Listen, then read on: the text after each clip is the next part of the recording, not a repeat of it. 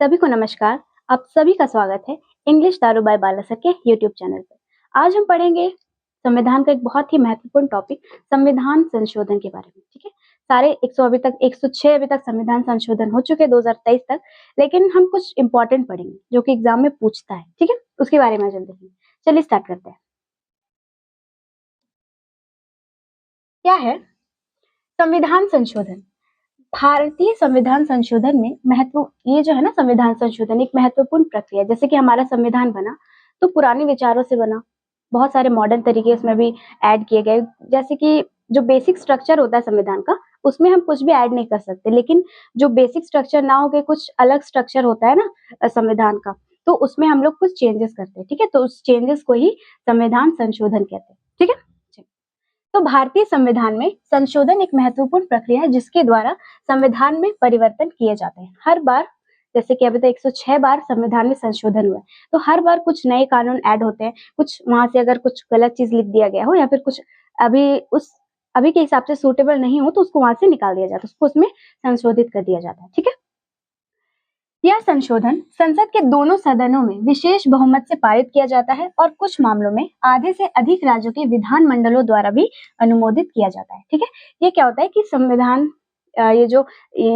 का जो संशोधन है वो क्या कहती है, जो संसद है हमारी लोकसभा राज्यसभा, ठीक है, ये दोनों सदन, जो संसद का दो सदन है, उसमें विशेष बहुमत से पारित किया जाता है कोई भी संविधान का संशोधन होता है तो। या फिर क्या होता है, जब कोई जटिल प्रक्रिया होती है तो उसमें पूरे आधे से अधिक राज्यों का जो विधानमंडल का जो प्रतिनिधि होता है उसका राय मशवरा का जरूरत होता है, तब जाके ये जो हमारा जो अमेंडमेंट है वो प्रोसीड होता है आगे। ठीक है, उसके बाद एक लास्ट प्रक्रिया होती है जो राष्ट्रपति द्वारा हस्ताक्षर मांगता है।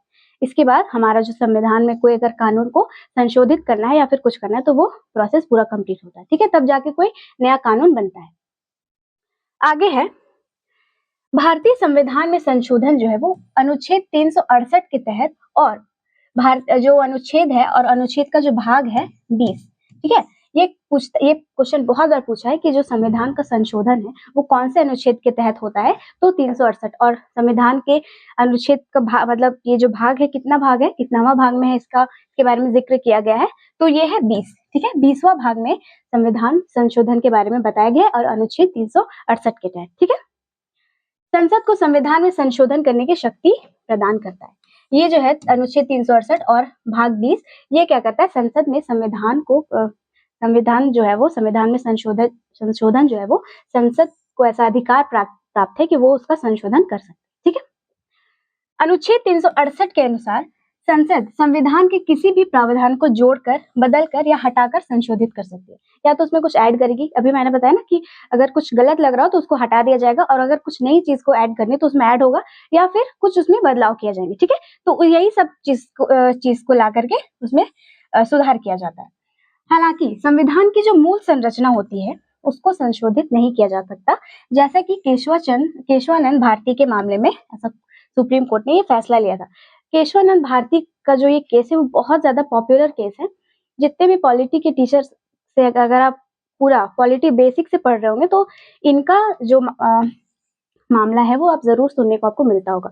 ये जो केस है वो 1973 का है। इसमें क्या हुआ था, केरल सरकार जो, जब भारत आजाद हुआ ना, तो उस टाइम क्या था, राजा रजवाड़ा लोग, ब्राह्मण लोगों को बहुत सारी भूमि, ज्यादा मात्रा में भूमि दी गई थी। ठीक है, तो जैसे कोई मंदिर है, ब्राह्मण है, ब्राह्मण को शुरू से क्या किया जाता है कि जैसे कि होता है ना कि भूमि दान किया जाता है, तो उसी तरह से ये जो केशवानंद भारती है ये एक मठ गुरु है। ठीक है, ये जैसे कि पंडित जी जैसा होता है वैसे एक ब्राह्मण थे, पंडित जी थे, ऐसा मान लीजिए। तो इनके साथ क्या हुआ था कि जो मंदिर में ये सबसे मेन वाले गुरु जी थे, तो इनका जो मंदिर था ना वहां पे बहुत ज्यादा एरिया में फैला हुआ था, और इनका जो मंदिर में जैसे भक्त वगैरह आते थे, प्रसाद बंटता था, तो इनका वो जो भूमि है, वो जो बहुत ज्यादा मात्रा में जो भूमि थी, उनसे इनको बहुत ज्यादा फायदा होता था। ठीक है, और क्या होता था कि जैसे खेती बाड़ी भी होता था तो मंदिर के लिए ही वो सब दान के लिए आता था। तो केरल सरकार, जब भारत आजाद हो गया तो बहुत सारे, जैसे इनके पास शुरू से ही ज्यादा मात्रा में भूमि थी, तो और जगह के जो लोग हैं, एवरेज जैसे निकाला जाता है ना कि सबको बराबर से मिलना चाहिए, जिसके पास जितना शुरू से था उतना नहीं होना चाहिए, अब सबको थोड़ा थोड़ा करके मिलेगा। तो उसी तरह से 1963 में केरल सरकार के द्वारा एक कानून लाया गया था, भूमि सुधार कानून, ठीक है, भूमि सुधार अधिनियम 1963। उसके तहत बोला गया था, उसके तहत इन पर ऐसा मुकदमा चलाया गया था कि आप जो इतना ज्यादा अमाउंट में जो भूमि घेर कर रखे उसको कम करिए, ठीक है। तो ये जो है केशवानंद भारती वो चले गए सुप्रीम कोर्ट, सुप्रीम कोर्ट चले गए और वहां पे वो केस लड़ रहे थे, ठीक है। केस जो है वो सबसे लंबा केस, 2.5 महीने तक लगातार हियरिंग हो रहा था। तो सुप्रीम कोर्ट चले गए और बहुत ज्यादा विवाद होने के बाद लास्ट में सुप्रीम कोर्ट ने कहा कि आप संविधान के मूल संरचना पर कोई भी संशोधन नहीं कर सकते, आप बाहरी वर्ग करिए, जैसे कि मौलिक अधिकार हो गया या फिर और भी कोई अन्य हो गया। तो ये सब जो होता है ना एकदम फंड, ये क्या है, एकदम बेसिक स्ट्रक्चर है संविधान का, यही इसी से संविधान बना है, तो आप इसमें कोई बदलाव नहीं कर सकते, ये पूरा सोचा समझा हुआ, सोच समझ के बनाया हुआ है, ठीक है। तो सुप्रीम कोर्ट क्या बोला कि आपको ये जो है ना केशवानंद भारती ये बहुत ज्यादा ताकतवर हो गए थे उस टाइम, जैसे कि बहुत लोगों ने सुप्रीम कोर्ट की आलोचना भी की। तो सुप्रीम कोर्ट ने ये क्या फैसला दिया कि अब से ना जो सांसद है वो मूल स्ट्रक्चर पर कुछ भी अमेंडमेंट वगैरह नहीं कर सकती, ठीक है, वो क्या करेंगे, अब हम करेंगे। तो जैसा भी जो बेसिक स्ट्रक्चर का जो अमेंडमेंट होता है वो सुप्रीम कोर्ट के हाथ में है, अब वही कर सकता है, इसको संसद नहीं कर सकती, ठीक है।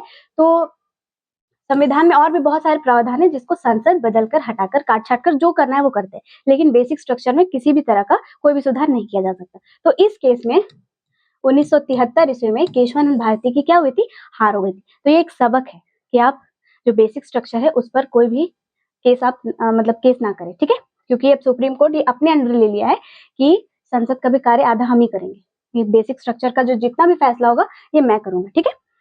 अब क्या है कि संविधान संशोधन की जो प्रक्रिया, संविधान संशोधन, जैसे भारत का संविधान को बोला जाता है उधार का थैला, क्योंकि हमें जितना भी, जैसे सबसे पहले क्या होता है कि जो हमारा भारत शासन अधिनियम 1935 है, ठीक है, जब हमारा संविधान बना था तो बहुत सारा जो ब्रिटिश लोग जो हमारे लिए कानून बनाए थे 1935 में, उसी का बहुत सारा पार्ट जो है वो हम लोग इसमें क्या किया, अपना जो संविधान, जब हमारा देश आजाद हो रहा था, संविधान जब बन रहा था, कैबिनेट मिशन योजना 1946 के तहत, तो हमने क्या किया था कि बहुत सारे 1935 अधिनियम से बहुत सारा कानून को जो है हम लोग अपने अंडर में लिए थे, ठीक है।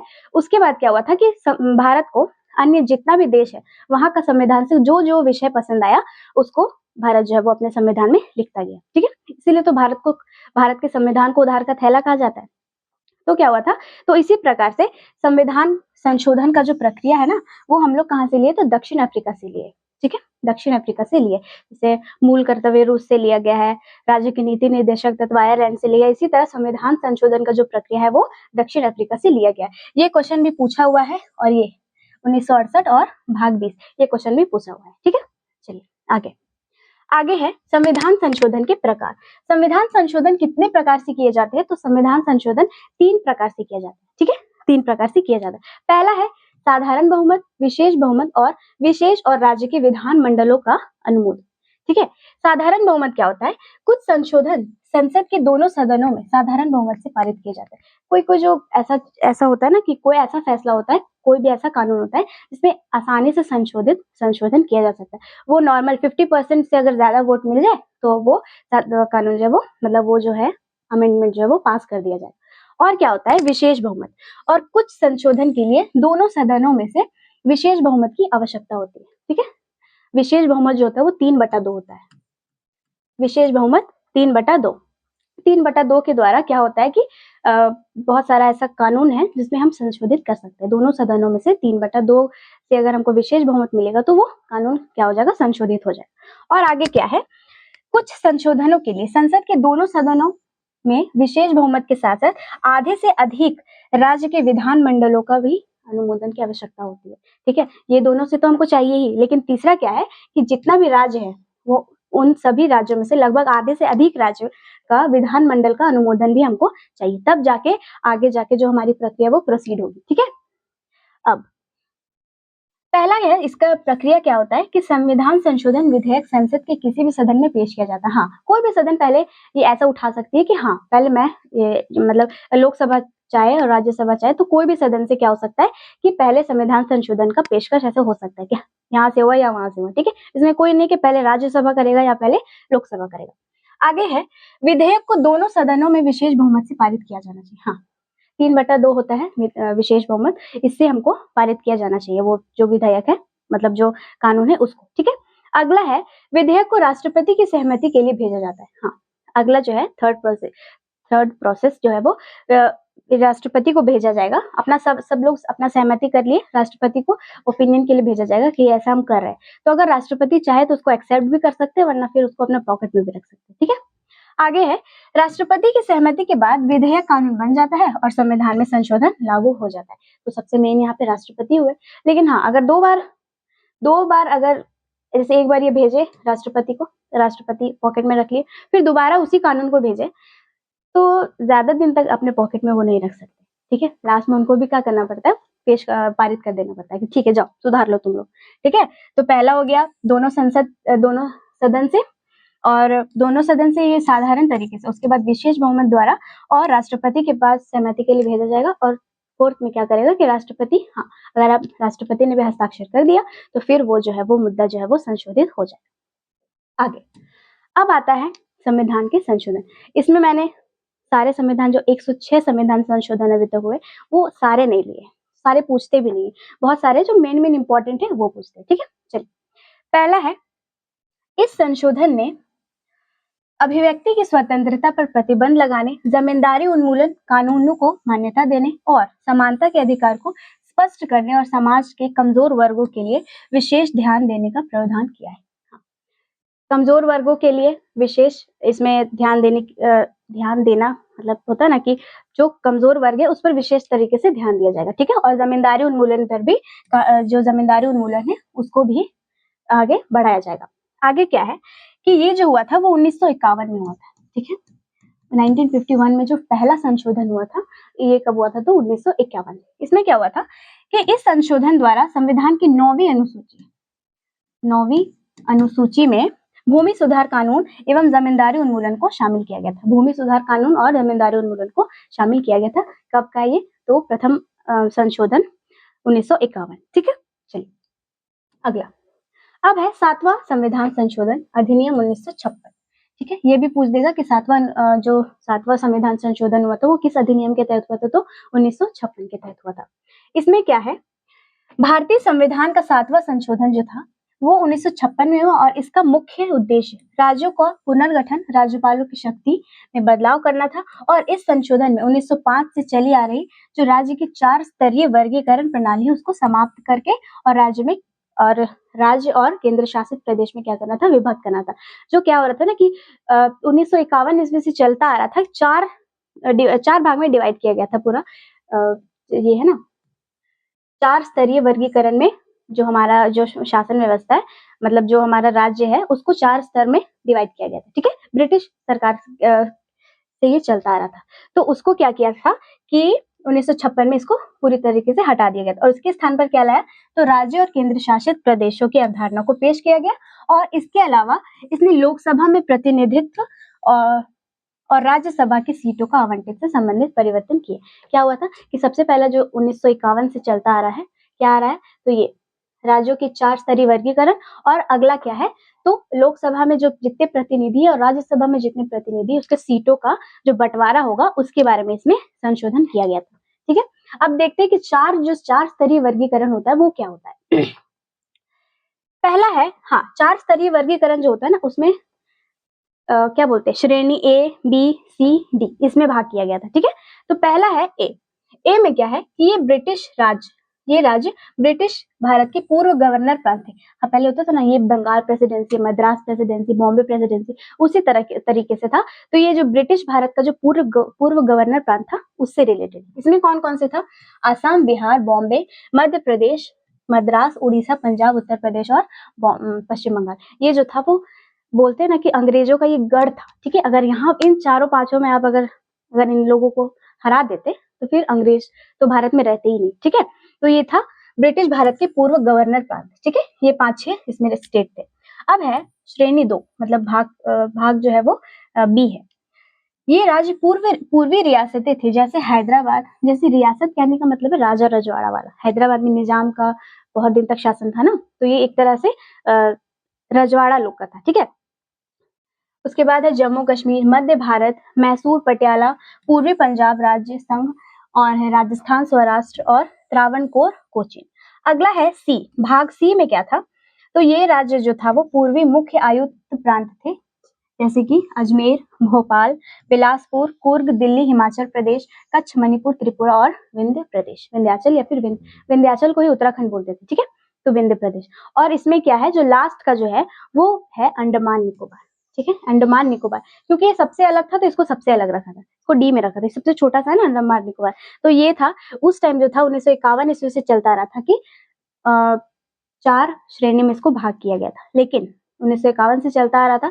तो फिर लास्ट में 1956 में क्या किया गया कि इसको बदलकर पहला राज्य में हमारा जो हमारा भारत है वो एक राज्य में बटा है और एक केंद्र शासित प्रदेश में, ठीक है, केंद्र शासित प्रदेश में बटा है, तो 4 को हटा करके 2 भाग में बांटा गया। आगे अब है 10वां संविधान संशोधन अधिनियम 1961। इसमें क्या है, तो दादर एवं नागर हवेली को भारतीय संघ में मिला दिया। पहले ये 1961 से पहले ये भारत में नहीं थे, तो ठीक है, भारत में नहीं थे, तो इसको पूर्ण रूप से दादर एवं नागर हवेली को भारतीय संघ में क्या कर दिया, मिला दिया, ठीक है। चलिए अब है 12वां संविधान संशोधन अधिनियम 1962।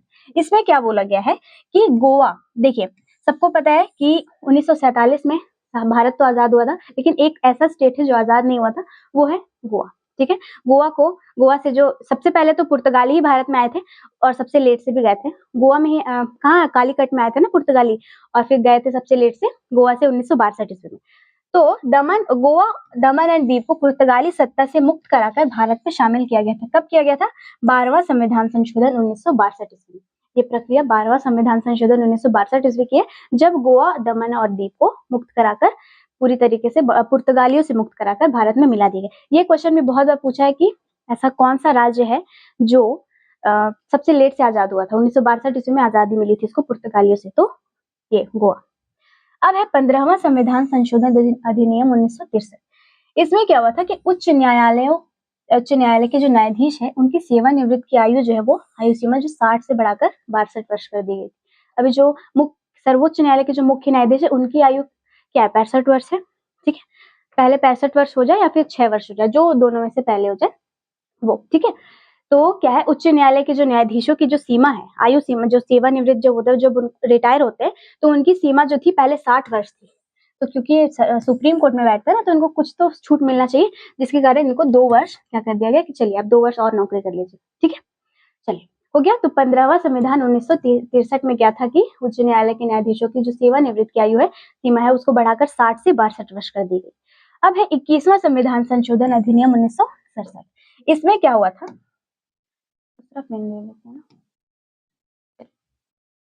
भारतीय संविधान के 8वें अनुसूची में सिंधी भाषा को 15वीं भाषा के रूप में शामिल किया गया। जितना भी अनुसूची है वो ट्रिक से हम पढ़ा चुके हैं, आप चाहते तो वहां से देख सकते हैं, ठीक है, वो सारे ट्रिक से आपको तुरंत याद हो जाएगा।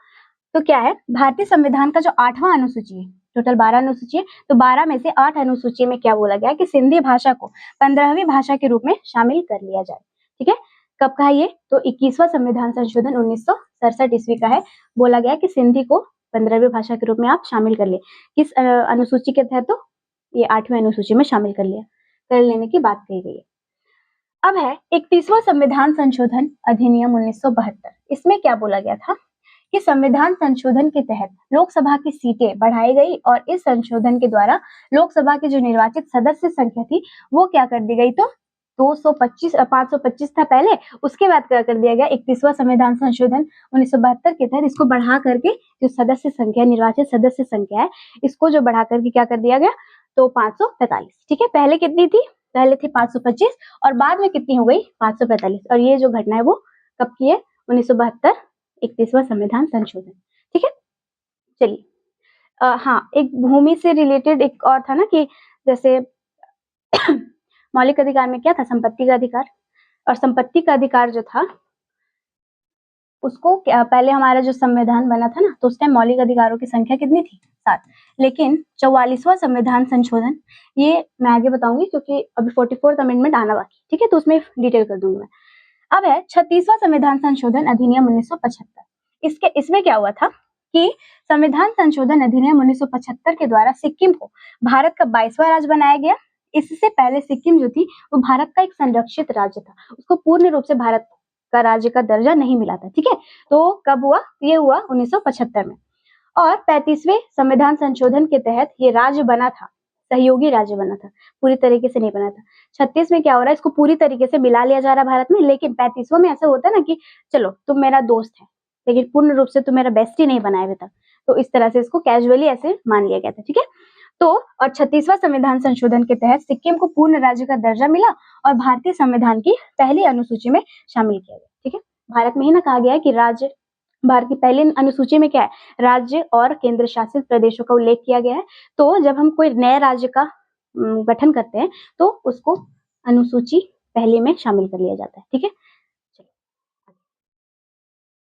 41वां संविधान संशोधन अधिनियम 1976, ठीक है, 1976। इसमें क्या है, तो इस संशोधन के तहत जिसे आधिकारिक तौर पर संविधान का 41वां संशोधन अधिनियम 1976 के रूप में जाना जाता है, वो क्या है कि राज्य लोक सेवा आयोग का अध्यक्ष और उसके सदस्यों को जो सेवानिवृत्त जब रिटायर होंगे तो उनकी जो आयु होगी वो 60 से बढ़ाकर 62 कर दी। जैसे कि स्टेट पीसीएस हो गया ना, स्टेट पीसीएस या फिर जेपीएससी, बीपीएससी, एमपीएससी, जो भी पीसीएस वगैरह, तो जितना भी राज्य लोक सेवा आयोग का जो चेयरमैन होता है, जो अध्यक्ष होता है, वो जब रिटायर होंगे तो कितने वर्ष में रिटायर होंगे, 60 वर्ष में ना होकर के वो होंगे 62 वर्ष, ठीक है। और अभी जो इससे पहले पढ़ा था कि उच्च न्यायालय का जो न्यायाधीश है उनकी भी आयु जो है वो, सेवानिवृत्त की आयु जो है वो बढ़ाकर 60 से 62 कर दी गई, ठीक है। तो ये है 41वां संविधान संशोधन 1976। अब है 42वां संविधान संशोधन 1976, ठीक है। 42वां जो बार बार पूछता है और इसको मिनी कॉन्स्टिट्यूशन के भी नाम से जाना जाता है। याद रखिए कि 42वां, बहुत बार इसका ईस्वी भी पूछा है कि 42वां संविधान संशोधन जो है वो कितनी ईस्वी में हुआ है, तो 4 2 6, तो ये 6, ठीक है। और एक पूछता है ये 44वां संविधान संशोधन कब हुआ था, तो 1978, तो वो 4 4 8 और ये 8, ठीक है। इस तरह से आप ऐसे कैजुअली आप याद कर सकते हैं, ठीक है। चलिए क्या है, तो 1976 में इस संविधान संशोधन के द्वारा सबसे अधिक विषयों को संशोधित किया गया था, इसीलिए इसे लघु संविधान या मिनी कॉन्स्टिट्यूशन कहते हैं। ये क्वेश्चन भी, ये जो है ना, ये संशोधन सबसे हिट संविधान संशोधन है, क्योंकि इसमें सबसे ज्यादा बार संशोधन किया गया है और इसको ही जैसे इतना बार संशोधन करके इसमें कानून बनाया गया, इतना बार विषय को बदला गया है कि इसको जो बोलते हैं वो क्या बोलते हैं, मिनी कॉन्स्टिट्यूशन या फिर लघु संविधान, इसको बोलते हैं। तो 42वां संविधान संशोधन 1976, इसके बारे में कुछ देख लेते हैं। प्रमुख संशोधित विषय क्या क्या है, तो इंदिरा गांधी की जो कांग्रेस सरकार थी, ये कब थी, कब की बात है, 1976। तो जब इंदिरा गांधी जो थी वो कांग्रेस की सरकार में थी, तो उस टाइम क्या की थी कि लोकसभा और विधानसभा का जो कार्यकाल है, अभी तो 5 वर्ष का है ना, तो उस टाइम क्या की थी, 5 वर्ष से बढ़ाकर क्या कर दी थी, 6 वर्ष कर दी गई थी। ये क्वेश्चन भी पूछा है कि 42वां संविधान संशोधन के तहत इंदिरा गांधी ने 5 वर्ष से बढ़ाकर 6 वर्ष कर दिया था लोकसभा, सॉरी ये नहीं बोला था कि उस टाइम पूछा था कि ऐसा जो घटना हुआ है उस समय प्रधानमंत्री कौन था, तो ऑप्शन में क्या था, इंदिरा गांधी, ठीक है। और एक बार मोरारजी देसाई का भी जो सरकार था वो फिर से 6 से घटा करके 5 कर दिया, और ये क्वेश्चन भी पूछा जा चुका है, ठीक है। चलिए अगला है, संविधान के प्रस्तावना में 3 नए शब्द जोड़े गए। हाँ, और ये क्वेश्चन तो बहुत बार पूछा है ये तीनों, कि इन निम्न में से कौन सा ऐसा वर्ड है जो कि 42वां संविधान संशोधन के तहत नहीं जोड़ा गया था, ठीक है। पंथ निरपेक्ष दे देगा, तो सांप्रदायिकता दे देगा, कुछ भी दे देगा, तो कौन कौन सा जोड़ा गया है, तो ये है एक समाजवाद, धर्मनिरपेक्ष और अखंडता, ठीक है। और होगा यहाँ पे कॉमा नहीं होगा, और अखंडता, समाजवाद, धर्मनिरपेक्ष और अखंडता, ये 3 शब्द को जोड़ा गया है 42वां संविधान संशोधन 1976 के तहत। आगे है 10 मूल कर्तव्यों को शामिल किया गया था, 10 मूल कर्तव्यों को शामिल किया था। ये सवाल भी पूछा हुआ है कि कितना ईस्वी में 10 मूल कर्तव्यों को शामिल किया गया था, कब शामिल किया गया था, तो 1976। और कितना हमें संविधान संशोधन के तहत, तो 1942, सॉरी 42वां संविधान संशोधन। शिक्षा को राज्य सूची से निकालकर समवर्ती सूची में शामिल किया गया। समवर्ती सूची में क्या होता है कि 7वीं सूची में है ना, 7वीं अनुसूची में है समवर्ती सूची, तो ये क्या हुआ था, समवर्ती सूची में क्या होता है कि राज्य और संघ दोनों एक विषय पे कानून बना सकते हैं, लेकिन मान्य उसी का होगा जो बड़ा है, केंद्र सरकार का मान्य होगा। तो इससे हमको क्या पता चलता है कि केंद्र को राज्य से ज्यादा शक्ति प्रदान की गई है, और शिक्षा का विषय जो है वो राज्य सूची में था पहले, और उसको हटा करके अब समवर्ती सूची में कर दिया गया, ठीक है। तो ये था 42वां संविधान संशोधन का कुछ पॉइंट। आगे अब है 44वां संविधान संशोधन अधिनियम 1978। हाँ, इसमें क्या क्या हुआ था, तो मोरारजी देसाई की जनता पार्टी सरकार जो थी वो इस समय थी, और वो क्या क्या संशोधन की देखते हैं। पहला जो है वो लोकसभा और विधानसभा का कार्यकाल जो है वो 6 से घटा करके फिर से 5 वर्ष कर दी गई। इससे पहले था ना इंदिरा गांधी की कांग्रेस सरकार ने 42वां संविधान संशोधन, और ये क्या है तो 44वां संविधान संशोधन 1978। ठीक है, इसमें मोरारजी देसाई जो है वो फिर से 6 से घटाकर 5 वर्ष कर दिए और संपत्ति के अधिकार को मौलिक अधिकार से हटाकर कानूनी अधिकार दे दिया गया। अब देखते हैं कि संपत्ति का अधिकार किसमें था, क्या था। तो संपत्ति का अधिकार जो था वो मौलिक अधिकार में था। पहले जो मौलिक अधिकारों की संख्या थी वो कितनी थी, 7, और अब कितनी है वर्तमान में 6।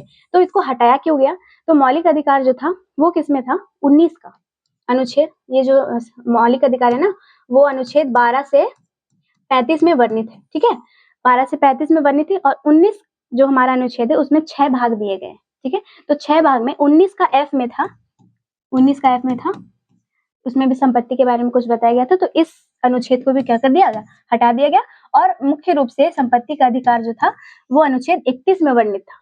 ठीक है, तो उसको भी क्या कर दिया गया, पूरी तरीके से हटा दिया गया, मौलिक अधिकार से हटा दिया गया बेसिक स्ट्रक्चर से, और क्या किया गया कि इसको 300 का में या 1 में या ए में। ठीक है, तो 300 का ए या 1 में फिर से इसको संपत्ति के अधिकार को वहां जाके ठूस दिया गया। ठीक है, और इसको यहाँ से निकाल दिया गया।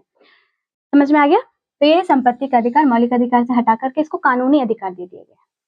अब है आपातकाल लगाने के लिए आंतरिक अशांति के स्थान पर सशस्त्र विद्रोह का शब्द का इस्तेमाल किया गया। सशस्त्र विद्रोह का कहने का मतलब है ना कि उसमें हिंसा ही होगा, अहिंसा नहीं होगा, उसमें आप लाठीचार्ज कुछ भी कर सकते हैं। ठीक है, और ये जो है देखिए, एक होता है सिर्फ विद्रोह। विद्रोह में क्या होता है ना कि विद्रोह में कोई जरूरी नहीं कि आप हिंसा अहिंसा दोनों में से कुछ भी हो सकता है, लेकिन जो सशस्त्र बल है, सशस्त्र विद्रोह है, उसमें आपको हिंसात्मक नीति ही अपनानी पड़ेगी। ठीक है, तो आपातकाल लगाने के जगह पे स्थान पे क्या सशस्त्र विद्रोह शब्द का इस्तेमाल किया गया। ये सारी घटनाएं कब हुए तो 1978 44वां संविधान संशोधन के तहत। अब है 52वां संविधान संशोधन अधिनियम 1985। इसमें क्या हुआ था कि राजीव गांधी, यहाँ पे हाँ ठीक, राजीव गांधी की कांग्रेस सरकार ने दल बदल कानून को मान्यता दी थी और संविधान की 10वीं अनुसूची में शामिल किया था। इसमें क्या है, ये क्या था तो दल बदल कानून किसको बोलते हैं ना कि अगर कोई नेता अपना पार्टी बदलना चाहता है या पार्टी के अनुमति के खिलाफ वोट देना चाहता है। देखिए क्या होता है कि अगर कोई नेता जो है अपना पार्टी बदल रहा है, ठीक है, कुछ ऐसे बैठक, कोई सेशन चल रहा है, कोई सत्र हो रहा है, तो उस स्थिति में अगर कोई नेता अपना पार्टी बदल देता है या पार्टी का जो उसका पार्टी है उसका अनुमति के बिना जो है वो अपना उसके खिलाफ वोट दे देता है, जैसे कि 2 पार्टी में कुछ हो रहा है तो इस पार्टी का मेंबर जो है वो बिना कुछ कहे, बिना परमिशन लिए इस पार्टी में आ गया, इस पार्टी को वोट दे दिया, तो उसको क्या हो जाता है, उसकी सदस्यता जो है वो खत्म कर दी जाती है। इसी को बोलते हैं दल बदल कानून। क्या कर रहा है वो, अपना दल बदल दे रहा है, तो दल बदल कानून जो है वो इसी को कहते हैं। और ये जो है वो 1985 ईस्वी में राजीव गांधी की कांग्रेस सरकार ने दल बदल कानून को ऐसे मान्यता दी थी। ठीक है, और ये जो है उसकी सदस्य खत्म करना ना करना ये किसके हाथों में होता है, तो विधानसभा के इलेक्टेड मेंबर्स होते हैं वो उसमें अपना राय देंगे। ठीक है, या फिर जो लोकसभा के जो चेयरमैन होते हैं वो उसमें अपना क्या करेंगे, वो उनके हाथ में होता है कि उनको एज ए मेंबर रखना है या फिर नहीं रखना है। ठीक है, चलिए आगे है 55वां संविधान संशोधन अधिनियम 1986। इसमें क्या है तो अरुणाचल प्रदेश को राज्य का दर्जा दिया गया था। ठीक है, सिक्किम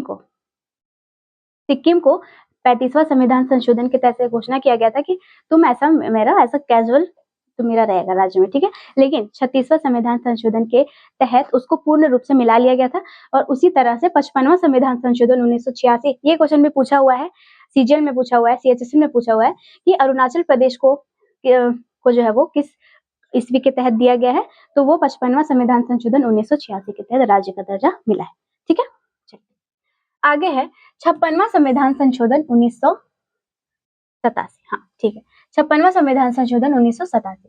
इसमें क्या हुआ था, गोवा को राज्य तथा दमन और दीव को केंद्र शासित प्रदेश का दर्जा मिला था। आजाद कब हुआ था गोवा, 1962 ईस्वी में। किससे आजाद हुआ था, पुर्तगालियों से आजाद हुआ था। ठीक है, और इसको राज्य का दर्जा कब मिला, तो ये मिला 1987 हो गया यहाँ, सॉरी। और दमन और दीव को क्या मिला है, तो केंद्र शासित प्रदेश का दर्जा मिला है। ठीक है, आगे अब है 58वां संविधान संशोधन अधिनियम 1987। सेम है, अधिनियम 1987। अब क्या है तो इसमें संविधान संशोधन के द्वारा संविधान को हिंदी भाषा में अनुवाद करने की मान्यता प्रदान की गई। हाँ, क्योंकि जो हमारा संविधान है जब बना था वो इंग्लिश लैंग्वेज में बना था, ठीक है, इंग्लिश भाषा में बना था। उस टाइम क्या हुआ था, जैसे कि अभी भी जो हमारा सुप्रीम कोर्ट का जो आधिकारिक लैंग्वेज है ना, ऑफिशियल लैंग्वेज है, वो क्या है, इंग्लिश लैंग्वेज, ठीक है। तो और इस समय क्या बोला गया था 87 के तहत कि संशोधन करो और हिंदी भाषा को अनुवाद, हिंदी भाषा में संविधान को अनुवाद करो, क्योंकि जो हमारा संविधान है वो अंग्रेजी भाषा में बना हुआ था, ठीक है। आगे आगे है 61वां संविधान संशोधन अधिनियम 1989। इसमें क्या है, तो राजीव गांधी की कांग्रेस पार्टी सरकार ने क्या किया था कि वोट देने का जो उम्र सीमा था वो 21 से घटा करके 18 कर दिया। ये बात कब की है, 61वां संविधान संशोधन 1989। इसमें क्या हुआ था, राजीव गांधी कांग्रेस सरकार से थे, तो उन्होंने क्या किया था कि जो हमारी वोट देने की आयु सीमा है वो 21 से घटा करके वापस से 18 कर दिया था, ठीक है। आगे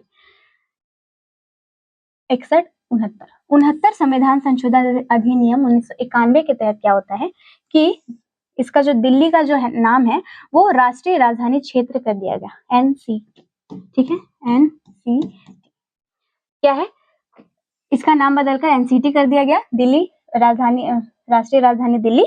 और यहाँ पे क्या हुआ, 70 सदस्यता से भरा विधानसभा का ऐसा चुनाव हुआ, मतलब यहाँ पे विधानसभा की सीटें इतनी है, और 7 सदस्यीय मंत्रिमंडल का निर्माण किया गया, ठीक है। 70 सदस्य विधानसभा और 7 सदस्य मंत्रिमंडल का निर्माण किया गया। ये कब किया गया, तो 69वां संविधान संशोधन 1991 के तहत, ठीक है। आगे 71वां संविधान संशोधन अधिनियम 1992। इसमें क्या बोला गया है कि इस ईस्वी में 3 नई भाषाओं को जोड़ा गया था, नेपाली, मणिपुरी, कोंकणी। नमक याद रखिए, नमक, ठीक है, नमक को जोड़ा गया था। कब जोड़ा गया था, तो 71वां संविधान संशोधन। याद करिए ना, 1992 में 71 रुपए किलो नमक था, अभी क्या है 10 रुपए में मिलता है, 20 रुपए में मिलता है, ठीक है। तो क्या है, 1992 ईस्वी में क्या हुआ था, 71वां संविधान संशोधन के तहत 3 नई भाषा को जोड़ा गया था। कौन कौन से हैं, नमक, कौन कौन, नेपाली, मणिपुरी और कोंकणी। इन 3 लैंग्वेज को क्या किया था, जोड़ा गया था। अब किसमें जोड़ा गया था, 8वीं अनुसूची में। 73वां संविधान संशोधन अधिनियम 1992, ये क्या है, तो इसमें 11वीं सूची अनुसूची के रूप में पंचायती राज व्यवस्था को शामिल किया गया था। जितना भी अनुसूची है, आपको अगर देखना है तो आप ट्रिक से देख सकते हैं, मेरा वीडियो में डाला हुआ, चैनल में डाला हुआ है। और 73वां संविधान संशोधन 1992 में क्या कहा गया था कि पंचायती राज व्यवस्था को है उसको आप इसमें रखिए, तो ये अनुच्छेद अनुसूची 11 में रखिए, ठीक है। तो पंचायती राज व्यवस्था जो है वो 73वां संविधान संशोधन के तहत किसमें आ गया, अनुसूची 11 में। आगे 74वां संविधान संशोधन अधिनियम 1992। इसमें क्या हुआ था कि संविधान की 12वीं अनुसूची में नगर पालिका को शामिल किया गया था। 11वीं में कौन थी, ये पंचायती राज व्यवस्था, और 12वीं में कौन थी, तो नगर पालिका, 12वीं अनुसूची में, ठीक है। कब है, तो 1992 ईस्वी में 74वां संविधान संशोधन, ठीक है। अब है 86वां संविधान संशोधन 2002। इसमें क्या हुआ था, तो ये मौलिक, देखिए जब मौलिक अधिकार पढ़िएगा तो ये जरूर आएगा आपका 21 का 21 में क्या है, प्राण एवं दैहिक स्वतंत्रता, मतलब कि जीवन जीने का अधिकार, ठीक है। और 21 का में क्या बोला गया है कि राज्य द्वारा 6 से 14 वर्ष के बच्चों को, ठीक है, निःशुल्क शिक्षा प्रदान की जाएगी। 6 से 14 मतलब कि सरकारी स्कूल के जो 6 से 14 वर्ष में तो बोर्ड दे ही देते हैं ना बच्चे, तो मतलब कि आपको 1 to 10 क्लास तक क्या किया जाएगा, आपको फ्री पढ़ाया जाएगा, ठीक है। तो ये कब बोला गया है, 86वां संविधान संशोधन 2002। ये क्वेश्चन भी बहुत हिट है, ये पूछा हुआ है, ठीक है। निःशुल्क प्रारंभिक शिक्षा प्रदान की जाएगी आपको। अब है 85वां संविधान संशोधन अधिनियम 2001। इसमें क्या बोला गया था, सरकारी नौकरियों में एसटी और एससी को प्रमोशन मिलेगा, ठीक है, पदोन्नति मिलेगा, आरक्षण मिलेगा। जैसे प्रमोशन होगा ना, तो उसको ऐसा होता है कि ये एक सीट प्रमोशन के लिए खाली है, तो उसमें आरक्षित है, तो उसमें आप जनरल या ओबीसी नहीं जा सकते, ठीक है। तो उसमें भी आपको एसटी और एससी को प्रस्ताव मिलेगा, मतलब वैसे पारित किया गया, उनको आरक्षण मिला है, ठीक है। तो 2001 ईस्वी में सरकारी नौकरियों में एसटी और एससी को क्या मिलेगा, प्रमोशन में आरक्षण मिलेगा। ये कब बोला गया था, 85वां संविधान संशोधन 2001। अब है 91वां संविधान संशोधन अधिनियम 2003। इसमें क्या बोला गया है, केंद्रीय मंत्री परिषद में प्रधानमंत्री सहित मंत्रियों की अधिकतम संख्या लोकसभा की कुल सदस्य संख्या से 15% से अधिक नहीं होनी चाहिए। क्या बोला गया है, तो जैसे केंद्रीय मंत्रिमंडल होता है ना, जो कैबिनेट होता है हमारा, तो उसमें प्रधानमंत्री सहित लोकसभा के जितने भी इलेक्टेड मेंबर्स हैं, उसका मात्र 15% ही आप मंत्री को चुन सकते हैं, उससे ज्यादा आप नहीं चुन सकते, ठीक है। फिर से कि जो हमारा जो लोकसभा है, ठीक है, जितना भी जो वहां पे जितने भी मंत्री होंगे ना टोटल, जो केंद्रीय मंत्री होंगे वो कितने होंगे, तो जितने हमारे लोकसभा में इलेक्टेड मेंबर्स है उसका 15% विथ इंक्लूडेड प्रधानमंत्री। ठीक है, अब क्या है अगला में 15% से अधिक नहीं होगी। अब है राज्य में मुख्यमंत्री सहित मंत्रियों की अधिकतम संख्या जो है वो विधान सभा, यहाँ पे लोकसभा के कुल सदस्य और यहाँ पे विधानसभा की कुल सदस्य संख्या का 15% से अधिक नहीं होगी, और जो न्यूनतम संख्या है वो 12 होगी और 12 से कम नहीं होगी।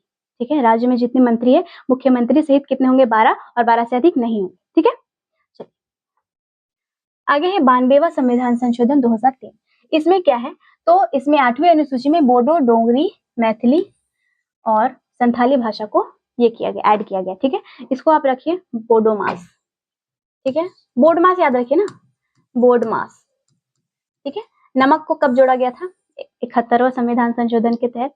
ठीक है, और इसको कब जोड़ा गया है, तो 92वां संविधान संशोधन 2003 के तहत। बो से बोडो, डो से डोगरी, मा से मैथिली और सा से संथाली, ये 4 लैंग्वेज को जोड़ा गया है। उस टाइम क्या जोड़ा गया था, नमक, नेपाली, मा से मणिपुरी और क से कोंकणी। अब है 93वां संविधान संशोधन 2005। इसमें क्या हुआ था, सन 2005 में संशोधन के द्वारा 6 से 14 वर्ष के बच्चों को निःशुल्क शिक्षा मौलिक अधिकार में दिया गया है तथा निजी शिक्षण संस्थानों में आरक्षण की सुविधा प्रदान की। जो प्राइवेट सेक्टर्स होते हैं वहां पे भी बोला गया है, जैसे कि होता है ना कि बहुत जो पिछड़ी जाति के लोग होते हैं, नहीं, जो अनुसूचित जाति या जनजाति होते हैं, वो पहले ऐसा बोला गया था ना, ये कब की बात है, 2005। तो उस टाइम पहले होता था कि वो जो है वो इकोनॉमिकली बहुत ज्यादा वीक होते हैं। ठीक है, तो उनको भी तो हक है ना पढ़ने का, तो सरकार के द्वारा बोला गया था कि जो प्राइवेट सेक्टर है, प्राइवेट स्कूल कॉलेजेस है, वहां पर आप ST SC के लिए क्या करिए, सीट को आरक्षित करिए। ठीक है, और 6 से 14 वर्ष के बच्चों के लिए क्या मौलिक अधिकार, ये तो हम पढ़े थे कब, 86वां संविधान संशोधन 2002। तो इसको जोड़ा कब गया है, मतलब पूरी तरीके से इसको मौलिक अधिकार के अंदर डाल दिया गया है। 21 का काम है, कब डाला गया है, तो 93वां संविधान संशोधन 2005 ईस्वी को। ठीक है, और एक्स्ट्रा में क्या बोला गया है कि जितने भी निजी शिक्षण संस्थान होते हैं उसमें आरक्षण की सुविधा प्रदान की जाएगी। ठीक है, आगे 103वां संविधान संशोधन 2019। इसमें क्या बोला गया था कि 2019 में पारित हुआ जो आर्थिक रूप से कमजोर होते हैं ना, EWS, उसके लिए सरकारी नौकरी में जो जैसे जनरल कास्ट के होते हैं उन लोगों का सर्टिफिकेट बनता है, इकोनॉमिकली वीकर सेक्शन। ठीक है, जो आर्थिक रूप से कमजोर होते हैं उन लोगों के लिए होता है, और उनको भी शिक्षा और सरकारी नौकरी में 10% का आरक्षण प्राप्त होगा। ठीक है, 10% का आरक्षण प्राप्त होगा। सॉरी, ये कब बोला गया है, तो 103वां संविधान संशोधन 2019 के तहत इसको ऐड किया गया। ठीक है, EWS को।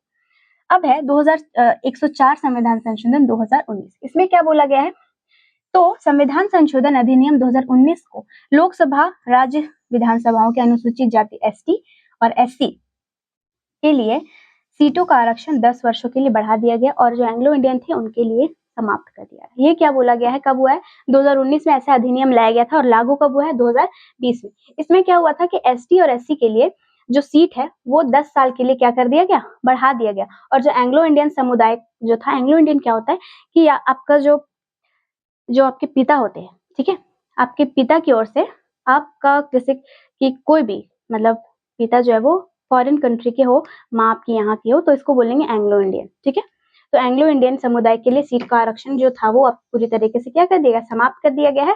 और ST और SC के लिए कहाँ पर, लोकसभा और विधानसभाओं में SC और ST के लिए आरक्षण जो है वो 10 साल तक और क्या कर दिया, बढ़ा दिया गया।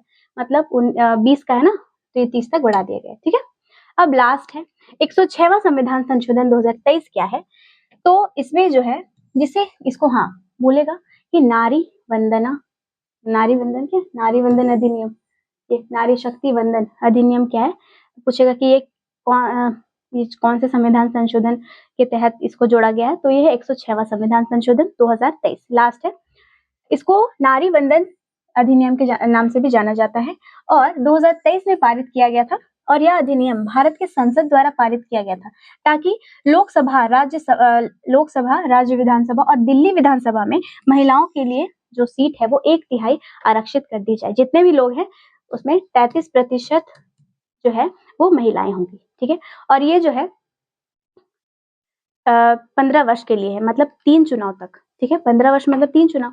देखा जाएगा, सरकार के द्वारा एनालाइज किया जाएगा कि महिलाओं की संख्या बढ़ रही है या नहीं बढ़ रही। अगर नहीं बढ़ रही है तो हो सकता है 33% से 50% भी कर दिया जाए। अगर बढ़ेगी तो फिर वो उसको हटा दिया जाएगा, क्योंकि महिलाएं जो है वो खुद ही कैपेबल हो जाएंगी ना आने के लिए।